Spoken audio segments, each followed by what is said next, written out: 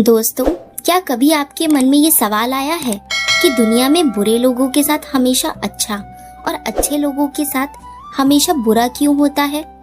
आखिर भगवान का न्याय कहाँ है? आज की यह कहानी आपके इस संशय को हमेशा के लिए खत्म कर देगी। आज आप जानेंगे कि कैसे ईश्वर की अदालत में देर है पर अंधेर नहीं। इस कहानी को अंत तक जरूर सुनिएगा, क्योंकि आखिरी के 2 मिनट में जो रहस्य खुलेगा वो आपकी सोच और आपके जीवन को हमेशा के लिए बदल देगा। चलिए शुरू करते हैं।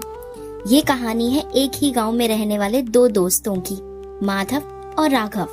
माधव बहुत ही अधर्मी, लालची और चालाक व्यक्ति था। वह लोगों को ठगता था, झूठ बोलता था और भगवान पर उसका कोई विश्वास नहीं था।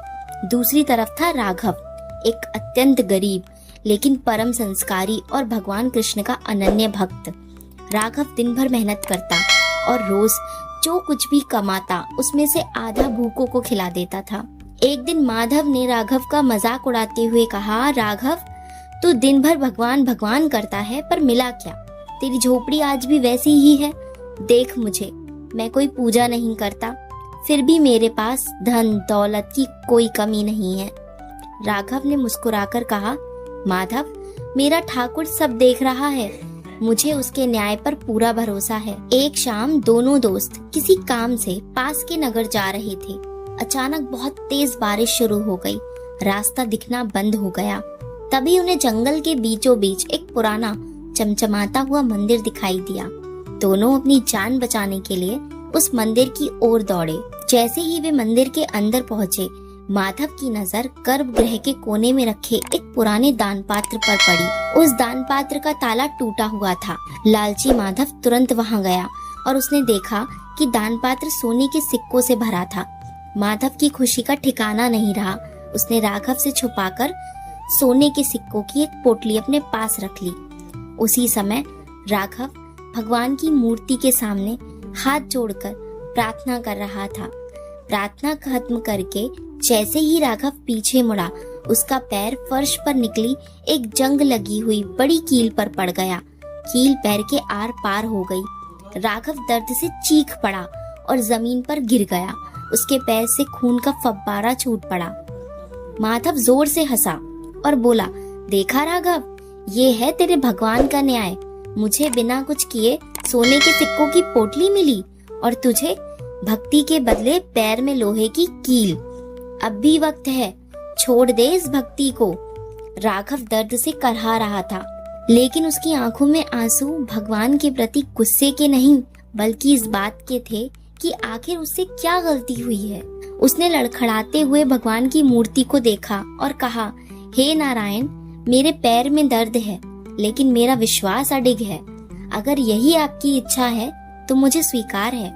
तभी मंदिर के अंधकार से निकलकर एक दिव्य तेजस्वी साधु महाराज वहां पहुंचे।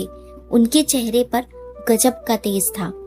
राघव की हालत देखकर उन्होंने अपने कमंडल से जल निकाला और उसके पैर पर छिड़का। चमत्कारी रूप से राघव का दर्द कम हो गया। राघव ने रोते हुए साधु के पैर पकड़ लिए और पूछा, ऋषिवर, मैं अधर्मी नहीं हूँ, फिर भी मेरे साथ ऐसा क्यों हुआ और इस पापी माधव को धन की पोटली क्यों मिली? साधु महाराज गंभीर होकर मुस्कुराए और बोले, पुत्र राघव, तुम ईश्वर के न्याय को अपनी इन छोटी आंखों से नहीं देख सकते।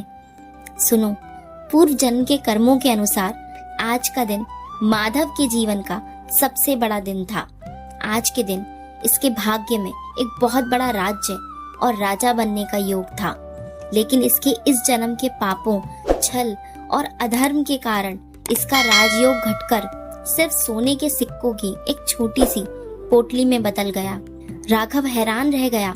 साधु महाराज ने आगे कहा, और राघव, तुम्हारे कर्म इतने अच्छे थे कि तुम्हारे भाग्य में आज के दिन मृत्यु का योग था।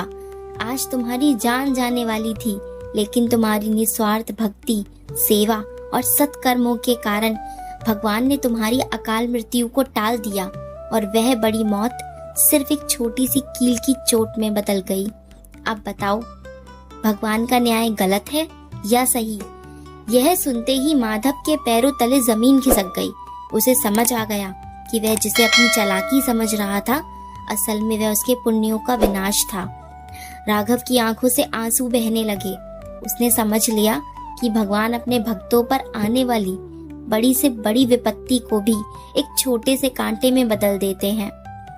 दोस्तों, इस कहानी से हमें ये सीख मिलती है कि कर्म कभी हमारा पीछा नहीं छोड़ते। अगर आपके साथ कुछ बुरा हो रहा है तो निराश मत होइए। क्या पता ईश्वर ने आपके किसी बड़े संकट को एक छोटी सी परेशानी में बदल दिया हो। अच्छे काम करते रहिए, क्योंकि उसका लेखा जोखा रखने वाला कभी गलती नहीं करता। अगर इस कहानी ने आज आपके दिल को छुआ है और आपका भी भगवान पर विश्वास बढ़ा है तो कमेंट बॉक्स में जय श्री कृष्णा, हर हर महादेव या जिस भगवान को आप मानते हो उनको याद करके जरूर जाइएगा।